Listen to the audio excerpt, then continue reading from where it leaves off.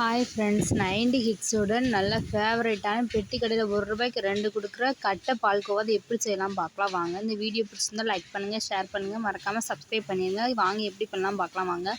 அதுக்கு ஒரு மிக்ஸி ஜாரில் ஒரே ஒரு டம்ளர் பொட்டுக்கடலை எடுத்திருக்கேன், ஒரு ஏலக்காய் போட்டுக்கிறேன், அதே ஒரு டம்ளரில் சுகர் எடுத்திருக்கேன். இப்போ நல்லா அதை அரைச்சி எடுத்துக்கலாம் நல்லா நைஸாக.